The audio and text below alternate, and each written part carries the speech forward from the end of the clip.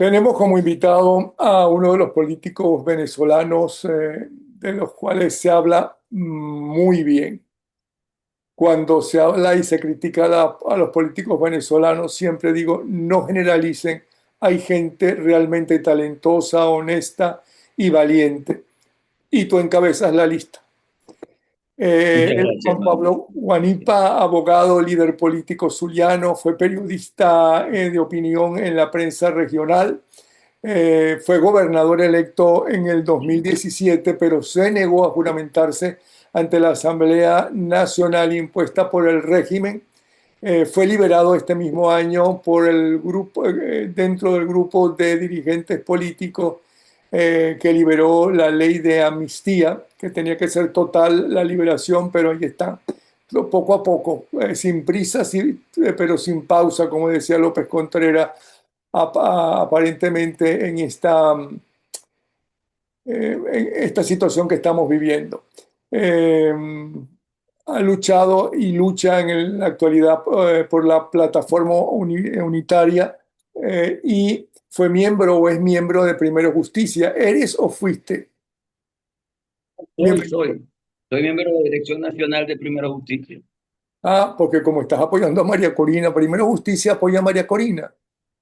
Total y absolutamente. Nosotros somos demócratas y hubo una decisión el 22 de octubre del 23 que con el 92% colocó a María Corina como candidata presidencial y nosotros no tenemos más que hacer que no sea apoyarla totalmente. Pero él está en el Primero Justicia, el auténtico, el que dirige María Beatriz Martínez, porque una de las Exactamente. cosas que robó la narcotiranía fue los logos y los nombres, ¿no? Impuso su gente en diferentes partidos. Uno de ellos es Primero Justicia. ¿Cómo te llevas con Capriles? Perdona que te lo pregunte. Bueno, mira, nosotros respaldamos a Capriles durante muchos años, hemos sido amigos de él. Sin embargo, pareciera que hay una bifurcación. Hubo un momento en el que, a mi modo de ver, él tomó un camino distinto al nuestro y bueno, uno respeta las posiciones de cada quien y al final es la gente la que toma sus decisiones. Pero obviamente esa bifurcación hizo que él fuera por un camino y yo voy por otro camino. Yo voy por el camino de lograr la libertad, la democracia de Venezuela. Estoy convencido de que debe haber un cambio político en el país. No me siento a negociar con este régimen a menos que sea para ver cuál va a ser la forma de su salida del poder. Y estoy convencido también de que tenemos un liderazgo democráticamente elegido y debemos respaldar lo que es el de María Corina. ¿Cómo ves la transición en este momento? Háblanos un poco de eso. Mira, yo creo que la transición es una realidad, que se ha iniciado en Venezuela el proceso de transición. Es un proceso en el que tenemos a una dictadura, a un gobierno autoritario, totalitario, y eso va a cambiar hacia una democracia, hacia un gobierno libre, hacia un gobierno con igualdad de oportunidades, donde haya Estado de Derecho, donde haya separación de poderes, primacía de la Constitución y donde haya seguridad jurídica, que nada de eso lo tenemos actualmente en Venezuela. Y todo lo que vamos a lograr es lo que va a generar la confianza necesaria para que vengan los inversionistas de distintas partes del mundo y podamos iniciar una gran transformación. Así que yo sí creo que estamos en proceso de transición en Venezuela. El asunto que no podemos controlar muy bien es el asunto del tiempo, pero aspiramos que sea lo más pronto posible. Bueno, de hecho, hace pocas horas llegó al país el nuevo encargado de negocios de Estados Unidos en Venezuela, John Barrett. ¿Ves la transición, como diría López Contreras, sin prisa, pero sin pausa? ¿Sientes que está muy lenta, que puede ser más rápida o que van bien, que tiene que ser así, sin prisa, pero sin pausa? Mira, yo creo que debe ser más rápido y te digo por qué, Napoleón. Yo percibo en el país una actitud de desesperación de la gente y desesperación porque la crisis no solo se ve en las redes sociales, no solo se ve en los medios de comunicación, en las encuestas, en los números. La crisis se vive en la casa de cada quien. y la gente siente que su calidad de vida se ha ido al suelo. La gente siente que no tiene un salario suficiente para poder resolver los problemas básicos de su casa, pero además tiene una pésima provisión de servicios públicos con una electricidad que se va más de 4 horas todos los días, con problemas para que llegue el agua, con problemas con el gas, la vialidad es un desastre, es decir, todo es una calamidad. Entonces, hay un nivel de desesperación de la gente que me parece que es absolutamente plausible, es una desesperación lógica frente a lo que estamos viviendo como país. Así que nos corresponde hacer todo el esfuerzo para acelerar todo el proceso de logro de condiciones para tener un proceso electoral pronto en Venezuela. Ahora, ¿qué sientes tú que pasó? Porque son casi 3 décadas los que lleva esta dictadura. Han tenido mucho dinero en un principio, ¿ok? Pero a diferencia de lo que hizo, claro, era otra Venezuela, una cantidad de habitantes mucho menores, pero Marcos Pérez Jiménez terminó con casi todos los ranchos que había en Caracas. Quedaban 6.000 ranchos que el gobernador del Distrito Federal en su alocución de Año Nuevo anunciaba que iban a desaparecer. Porque esta gente en 3 décadas prácticamente lo que ha hecho es multiplicar la pobreza y los ranchos.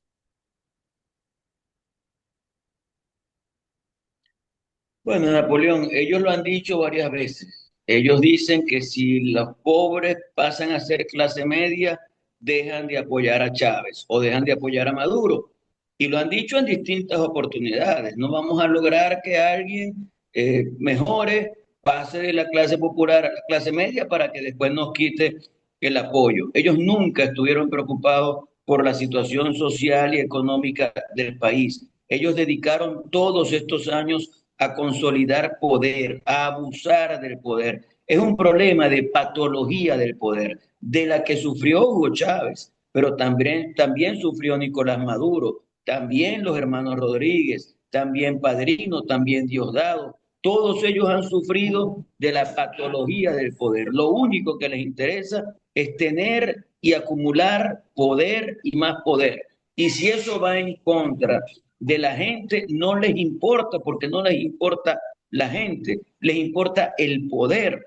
Entonces creo que eso explica la situación a la que han llevado a Venezuela. Ellos querían controlar todo, querían controlar las empresas privadas, querían controlar las universidades nacionales, querían controlar los sindicatos, los colegios profesionales, todo, absolutamente todo. Y entonces en ese esfuerzo fueron tratando de destruir cada una de esas instituciones para después, mermadas, tratar de controlarlas. Fíjate lo que hicieron con la Universidad Central de Venezuela. La llevaron a su mínima expresión y cuando la universidad estaba exhausta, totalmente depauperada, entonces empezaron un programa supuestamente para irla reconstruyendo. Los que la destruyeron empezaron entonces a tratar de ver cómo iban reconstruyendo sus espacios. Así que creo que hemos tenido casi 30 años, como tú dices, de una dictadura oprobiosa y denigrante que le ha hecho un profundo daño a este país y de todo esto tenemos mucho que aprender para que nunca más pase eso en Venezuela. Pero continuando con la transición, ¿cómo ves estos cambios que ha habido? Porque tú mismo denunciaste al nuevo fiscal como parte justamente de este grupo de asesinos y de ladrones. Sí, lo que pasa es que esos nombramientos y enroques que han hecho, yo no los veo como parte de la transición. Sencillamente es un esfuerzo final de la señora Delcy para tratar de tener un control de las distintas instituciones. Y lo que está haciendo es sacando a los cercanos a Maduro para colocar cercanos a ella. Tú ves que ella ya nunca más habló de Maduro, ni le interesa Maduro, que regresen pronto, que vuelvan. No, ya eso no les interesa. Lo que le interesa a Delcy es mantenerse en el poder, ganar tiempo. Y al ganar tiempo, ver cómo se deteriora el presidente Trump y entonces de esa manera ella trata de consolidarse. También ha pensado que si hace una mínima labor, podría ganar apoyo popular. Entonces, además de eso, trata de cambiar su imagen, ahora se viste de azul, ya no utilizan las consignas chavistas, ya no dicen Chávez vive, la patria sigue, nada de eso. Ahora están tratando de mostrarse distintos. Es más, Delcy le quiere hacer creer al país que ella nació el 4 de enero del año 2026 y que ahorita está gateando y que ella no conoció nunca ni a su hermano. Pues ella no sabe quién es Jorge Rodríguez, ella no sabe quién es Hugo Chávez, ella no sabe quién es Maduro, ella no sabe quién es nadie. Ella solo sabe que quiere estar en el poder, aunque también sabe que tiene el repudio de la nación venezolana. Ahora bien, tú eres abogado, ¿ok? Perfectamente se sabe que si no se convierte y se restituye rápido el poder judicial en Venezuela, ¿ok? Todo, ¿eh? No va a venir ningún capital extranjero que se necesita porque el país está en el suelo, ¿no? No va a venir ninguno. Es tan difícil reconstruir el sistema judicial y hacer lo que sea independiente del legislativo, de los otros poderes, pues. Mira, lo primero es asumir que ellos ya están hablando de un cambio en el Poder Judicial, pero ese cambio también es temporal, porque ellos no van a colocar a jueces que sean evaluados por sus credenciales y por sus principios y valores, sino a jueces que sean evaluados por su lealtad a la señora Delcy. Eso es lo que van a hacer en este momento. Por tanto, no podemos pensar que ese nuevo Poder Judicial que están nombrando va a ser el definitivo Poder Judicial. Mira, nosotros tenemos que llegar a un proceso electoral, especialmente presidencial, y a partir de allí tenemos que relegitimar todos los poderes públicos, los que se eligen directamente por el voto popular y los que se eligen indirectamente a través de la Asamblea Nacional. Todo eso hay que reformarlo, porque hay que lograr eso que tú dices, que tengamos separación de poderes, que haya un poder judicial independiente. Mira, para mí, humildemente, el más importante de todos los poderes públicos es el poder judicial y es uno de los poderes más vapuleados por este régimen, porque ellos han insistido en tener jueces a quienes controlen. Yo se lo dije al juez de mi causa. ¿Sabe qué es lamentable? Ser juez para no serlo, ser juez para esperar una llamada de Miraflores que te diga qué decisión vas a tomar. Eso no tiene ningún sentido, eso no nos lleva a la estabilidad institucional que el país aspira. Entonces, nosotros tenemos que lograr un poder judicial independiente, pero no creamos que con lo que están haciendo ahora lo vamos a lograr. Eso viene después, cuando tengamos a María Corina ejerciendo la presidencia de la República y ese cambio institucional del que hemos hablado. Eh, Guanipa, tú has podido, te han dejado entrar en los hospitales, ¿Cómo? No te escuché. que si has podido entrar en los hospitales o no te dejan. No, sí, como no, he podido entrar, bueno, a los públicos están en una situación absolutamente deplorable, una situación que es sumamente grave porque no tienen una buena infraestructura, pero además no tienen buenas herramientas y buenos equipos para poder hacer diagnósticos o para poder hacer procedimientos quirúrgicos. Eso no funciona lamentablemente en Venezuela. La salud o la protección de la salud es una cosa que está en muy malas condiciones en este momento en el país. Pero y, conseguir las medicinas necesarias se pueden conseguir aunque cuesten muy caras o no se consiguen o cuestan demasiado caras para la gente humilde. Bueno, ahora sí se consiguen. Ahora ha habido proliferación de farmacias, que sería bueno investigar también cuál es la razón por la cual hay proliferación de farmacias en Venezuela. Y sí se consiguen las medicinas, algunas genéricas, algunas con sus marcas de origen, pero todas suficientemente caras como para que la gente... Es que, ¿cómo puedes hacer, Napoleón, si ganas 130 bolívares al mes? Ahora dicen que van a aumentar el salario y entonces el bono lo van a convertir en salario, pero al final ese bono son 3 4 dólares al día y con eso tú no puedes resolver la situación de la canasta alimentaria en tu casa, no hay forma de que lo logres. Por eso es tan importante el cambio político en Venezuela, porque eso es lo que nos puede abrir las puertas para que tengamos un cambio económico y social y tengamos un país mucho más próspero, donde la gente se sienta feliz de estar en Venezuela donde la gente pueda llegar a un comercio y comprar lo que necesite y donde el comerciante sienta que tiene días movidos. Fíjate que en estos días estuve en Maracaibo, en el Callejón de los Pobres, en Las Pulgas y en San Felipe. Son tres zonas sumamente populares de comercio en el centro de la ciudad de Maracaibo. Y le preguntaba a una señora que vende blue jeans cuántos blue jeans había vendido el día que la visité. Y me decía, bueno, no te voy a hablar del día, te voy a hablar de la semana. En la semana he vendido 2 blue jeans. Ahora, ¿cómo puede sostenerse la señora vendiendo 2 blue jeans a la semana? Es imposible. Entonces, esas cosas hay que cambiarlas y eso pasa por dinamizar la economía y eso no existe mientras Delcy siga en una presidencia que no le corresponde. Em, la pobreza que tuviste cuando empezaste a ejercer la política y la pobreza actual, ¿ok? ¿Cuál es la diferencia? Que la gente pobre podía comer. La gente pobre hace 30, 35, 40 años podía comer. Mira, yo podía llegar al barrio más pobre de Maracaibo, hecho con el rancho hecho con láminas de zinc. Y llegaba a la hora del almuerzo, Napoleón, y la familia me ofrecía el almuerzo.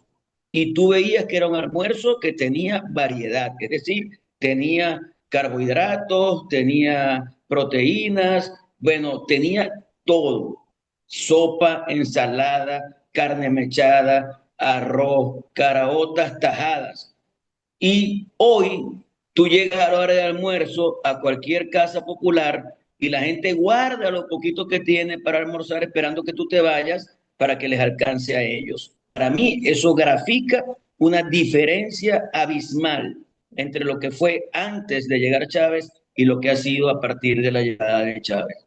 Te lo reconozco porque también lo viví con los programas Dimensión Humana y 24 horas, uno en Radio Caracas y otro en Venevisión.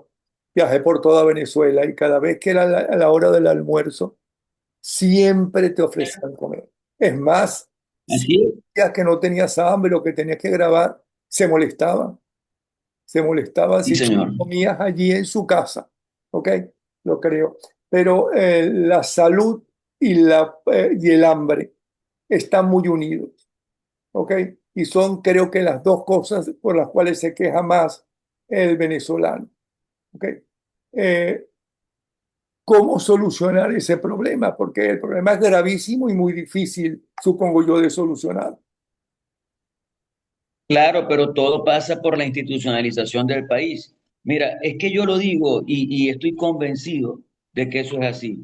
Nosotros estamos produciendo una cantidad de petróleo ínfima al día, 1 millón de barriles de petróleo al día. Cuando llegó Chávez producíamos 3.200.000, pero no solo eso, ya estaba declarada la apertura petrolera que nos hubiera permitido a partir de 2006 producir de 6 a 8 millones de barriles de petróleo al día. Y eso se perdió porque ya pasaron 20 años de aquella época y lamentablemente seguimos produciendo, bueno, llegamos a producir 600.000 barriles de petróleo al día. Ahora se están produciendo 1 millón y se considera que hay un gran avance. No, señores, eso no es ningún gran avance. Mira, en materia agropecuaria, todas las expropiaciones que hicieron, eso destruyó la seguridad jurídica y destruyó la lucha de los que trabajan en el campo, que son unos héroes en Venezuela en este momento.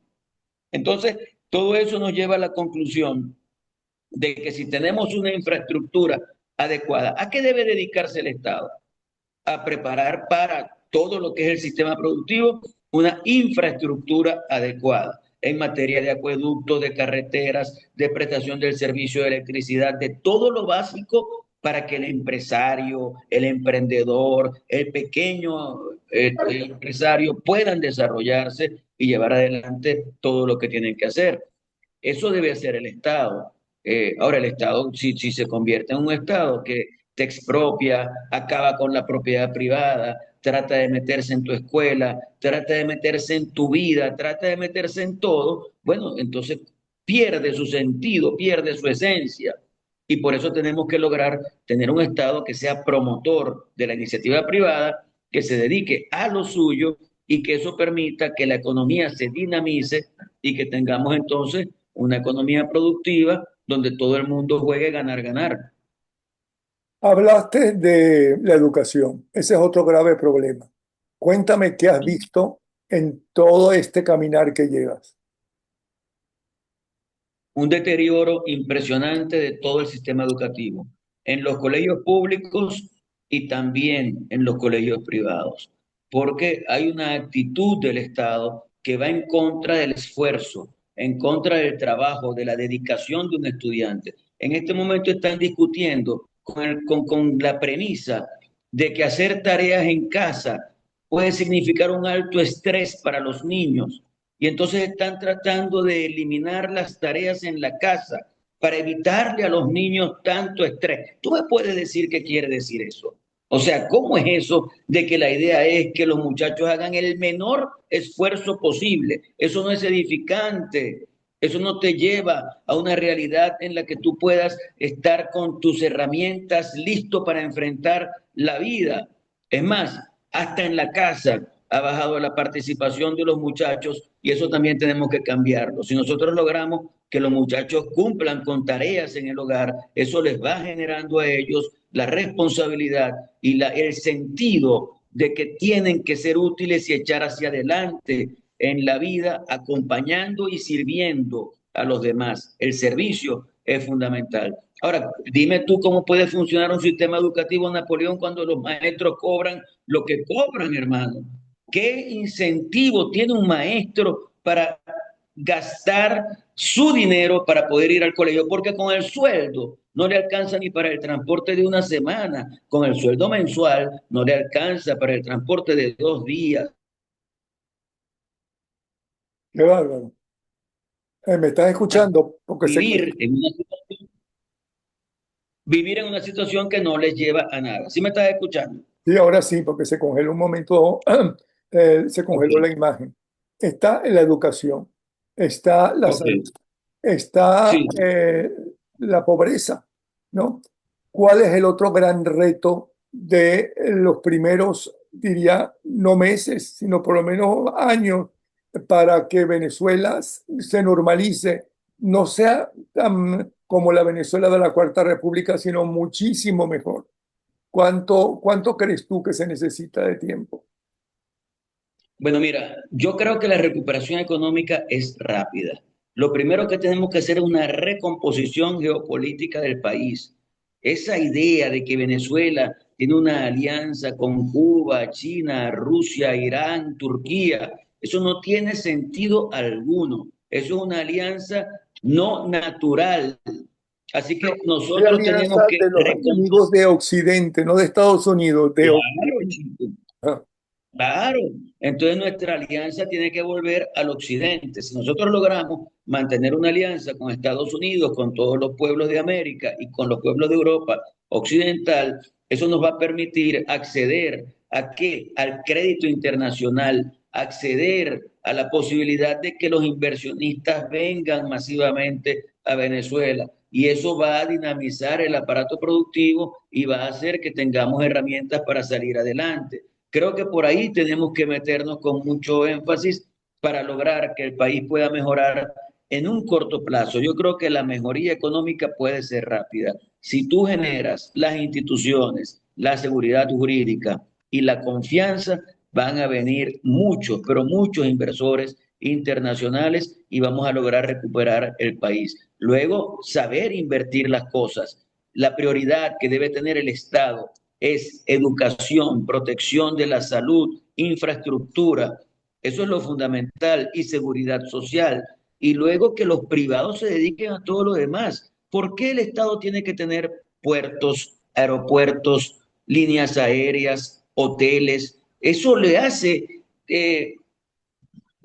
que sus funciones se conviertan en funciones sumamente amplias y no se dedique a lo esencial, a lo que el Estado debe dedicarse. Es decir, yo creo que tenemos que revisar la dimensión del Estado. Yo no hablo de un Estado mínimo, ni ultramínimo, ni un Estado anárquico, como dicen algunos, que son los que van hacia la extrema derecha, pero tampoco hablo de un Estado elefante, de un Estado leviatán, de un Estado, bueno, macrocefálico que controle absolutamente todo. Si logramos la dimensión adecuada del Estado, vamos a tener en su sitio a un Estado que colabore, que impulse a la sociedad, porque el Estado es para la sociedad.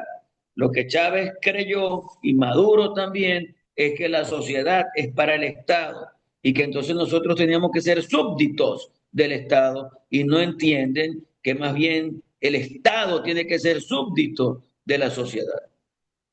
Mira, creo que fue María Corina quien me dijo, hablando de la posibilidad de que no exista con tal gravedad el hecho de que se esté triunfando en economía, ¿ok?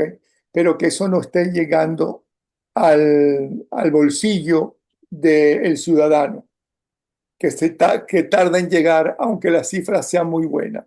Cosa que pasó en parte cuando Carlos Andrés Pérez II, ¿ok? Y que suele pasar en cualquier parte del mundo, que tarda en llegar al bolsillo. Y ¿cómo van a hacer ustedes? Porque se espera que, creo, repito que fue con María Corina, ustedes van a llegar, ¿no? Y van a solucionar todo de una vez.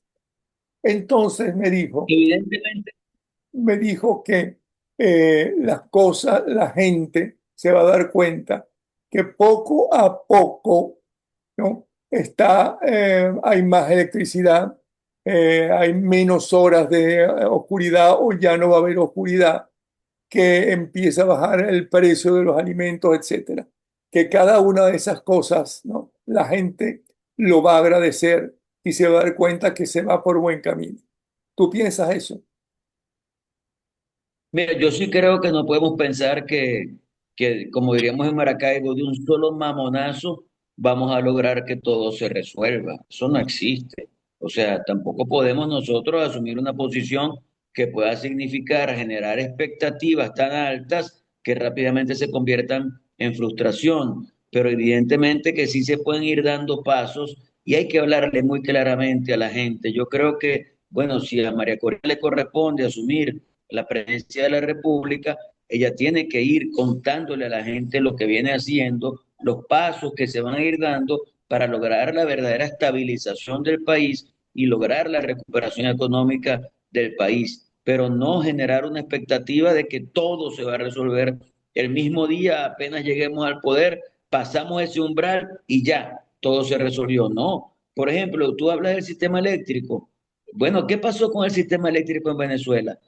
Lo centralizaron, acabando con todas las empresas estatales que existían, lo corrompieron con un proceso de corrupción impresionante, lo partidizaron poniéndolo rojo, rojito, y hoy el sistema eléctrico en Venezuela es un desastre. Ahora, ¿qué proponemos nosotros? Primero, que la descentralización sea una realidad. La solución de los problemas tiene que estar donde los problemas se producen. Y gobernadores y alcaldes tienen que tener las herramientas, los recursos, competencias necesarias para poder resolver los problemas en sus respectivas entidades. Y el gobierno central tiene más un papel regulatorio, normativo, de seguimiento, pero tú no tienes por qué poner al gobierno central, por ejemplo, a administrar un kinder en San Fernando de Atabapo, porque en Caracas ojos que no ven, corazón que no siente, ni cuenta se dan de lo que pasa. Entonces tú tienes que lograr la municipalización de los servicios en materia preventiva de salud, por ejemplo, esos deben estar municipalizados. La educación inicial, la educación primaria debe estar municipalizada. Y de esa manera tú vas a tener muchas más posibilidades de que alcaldías y gobernaciones atiendan mucho mejor lo que está dentro de su circunscripción. Y así muchas cosas más que tenemos que hacer para lograr un país que tiene todas las potencialidades, pero que lamentablemente ha estado muy mal gobernado en estos últimos casi 30 años. ¿Qué es lo que más te angustia de lo que está sucediendo en el país y con la familia venezolana? Bueno, mira, a mí me angustia el hecho de que no logremos encontrar en el plazo adecuado la solución a la crisis que el país está viviendo, porque el país sigue en crisis y el país quiere un cambio. Venezuela está desesperado por cambiar.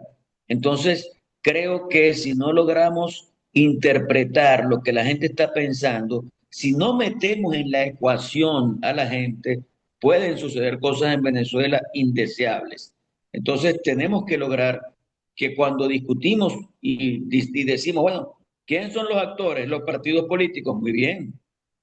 El liderazgo de María Corina de Edmundo, perfecto.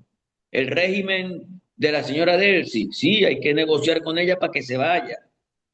El gobierno de los Estados Unidos, claro, es una realidad en la Venezuela actual. Todo eso es válido, pero mete en la ecuación a la gente. Lo que piensa, lo que siente, lo que quiere la gente es fundamental y eso pasa por hacer lo más pronto posible un proceso electoral presidencial en Venezuela. Y ahora hablemos de ti. ¿Cómo es tu vida privada, familiar? Si estás todo el día pendiente, viajando, buscando, trabajando, reunido con gente, con tu gente, o la gente que piensa como tú, con la gente de la plataforma unitaria. ¿Cómo es tu vida diaria? Bueno, mira, tú sabes que hace 2 años yo perdí a mi esposa. Nosotros éramos una familia, gracias a Dios, bien constituida, con mi esposa, con 5 hijos y con una nietecita que vive con nosotros. Lamentablemente, bueno, tuvimos que vivir un cáncer de 2 años intensos y bueno, eso acabó con la vida de Begoña y obviamente la vida de la familia cambió. Después de eso vino mi situación de clandestinidad y luego vino la cárcel. Y bueno, mis propios hijos se cuidaron unos a otros, también con la ayuda de mis hermanos y con la ayuda de mis cuñadas, de las hermanas de mi esposa. Y lograron seguir adelante hasta que yo salí de la cárcel. Pero con mi esposa viva, yo me levantaba muy temprano a despertar a los muchachos, a ayudarlos a que se vistieran rápido para que llegaran a tiempo al colegio, a darles el desayuno y utilizaba siempre las mañanas para reuniones, porque como los chamos estaban en el colegio, yo podía entonces durante las mañanas dedicarme a otros asuntos que tienen que ver con la política. Yo soy profesor universitario en la Universidad del Zulia, yo doy mis clases regulares en la universidad, pero además últimamente estuve estudiando ciencias políticas y me faltaban 4 materias para graduarme cuando me tuve que ir a la clandestinidad, pero también estaba estudiando un máster en literatura creativa en la Universidad de Salamanca y me faltaban escasas 2 materias para graduarme cuando me detuvieron. Entonces, bueno, uno trata de estirar el día y que te alcance para tú crecer como persona, para tú ser útil para tu familia y para tú ser útil para tu país. Yo, por ejemplo, estoy viajando generalmente jueves, viernes, sábado y el domingo regreso a mi casa. Los domingos vamos a misa a las 12 del mediodía, después almorzamos como familia y bueno, a veces compartimos que si ir a un centro comercial, cosas así, ¿no? Pero trato de tener a mis hijos siempre atendidos, de estar muy pendiente de ellos, de conversar con ellos, de revisar sus notas. Voy al colegio permanentemente, tengo contacto con sus profesores, me indican cuando algo no está bien y bueno, así vamos tratando de llevar el proceso de la mejor manera posible. Defectos todos, virtudes algunas, pero siempre la disposición de tratar de hacer las cosas bien. Muy interesante. Bueno, nos quedan 2 minutos apenas. ¿Quieres decir algo en especial que no te haya preguntado o que no has podido hablar porque no tocamos el tema? Bueno, yo lo que quiero decirle a toda la gente que nos ve, a los venezolanos especialmente, a los que están dentro del país y a los que están fuera del país, que nunca pierdan la esperanza, que nunca pierdan la ilusión, que Venezuela está logrando salir de una situación en la que pensábamos que era casi imposible salir y que luchamos por distintas vías para lograr que se recuperara y hoy estamos lográndolo. Y tenemos que seguir como venezolanos exigiendo que haya un proceso electoral lo más pronto posible para que ese proceso electoral sea la puerta abierta a la transformación y a la reconstrucción de Venezuela. Tenemos todo para ser el mejor país de América Latina. Tenemos que hacer el gran esfuerzo para lograrlo y creo que hay mucha disposición en los venezolanos para lograrlo, así que mucho ánimo y sigamos adelante. Mira, perdona que se me olvidó que no me hablaras de la plataforma unitaria. ¿Cuál es el mayor reto que se tiene para la integración de, evidentemente no puede ser toda la oposición, eso no se ha dado nunca, eso solamente se da en los gobiernos, en las tiranías, que ganan siempre con un 99%. ¿Qué es, nos queda un minuto, qué piensas que es el mayor reto para unir lo más posible a la plataforma unitaria? Mira, la plataforma está unida y está activa. Presentó recientemente una hoja de ruta con 8 puntos. Allí está una visión clara de cómo debe desarrollarse la transición en Venezuela. Y fíjate que yo tengo mucha confianza en la gente. Quien logra la unidad de la oposición es la gente. Mira que el 28 de julio el mismo régimen inventó candidaturas y se decía que habían 10 candidaturas de oposición más la candidatura de Edmundo González, más la candidatura del señor Maduro. Y todos los opositores votaron claramente por Edmundo. Muchos ni lo conocían, pero ellos sabían que ese era el candidato de la unidad. Y todos los demás candidatos, entre todos juntos, no llegaron al 2% de los votos. Así que al final, puede haber gente que quiera dividir, pero el venezolano no es pendejo y sabe cómo va a votar. Juan Pablo, de verdad que muchas gracias, te admiramos y además tu fortaleza. Juan Pablo Guanipa, abogado, líder político zuliano, fue periodista, ejerció el periodismo de opinión en... ¿Cuál diario de Maracaibo trabajaste tú? Mira, el periodismo que yo ejercí fue 20 años con un programa de televisión diario en Niños Cantores Televisión. 8 años en un programa de radio diario de 6 de la mañana a 8 de la mañana en emisoras populares. Y periodista de opinión con artículos en Panorama, en El Zuliano, en El Regional, en La Verdad, que son los periódicos que tenía el Zulia, porque ya no tenemos periódicos de papel impresos, ya no tenemos. Para mí los niños cantores tienen muy buenos recuerdos. Además, tanto Moronta como yo íbamos a ser los directores de Niños Cantores en Caracas, que era lo siguiente que iba a Así, ser el padre, ¿cómo se llama ese padre que murió? buscando llamarte. ¿Cómo? Gustavo Ocando Ah, llamarte. Ocando, el padre Ocando. Bueno, de verdad que muchas gracias, Guanipa. Nos seguimos viendo y sabes que cuentas con nosotros, ¿ok? Hasta luego. Muchas gracias, Napoleón. Un abrazo para ti. Sigue adelante. Y para ti también.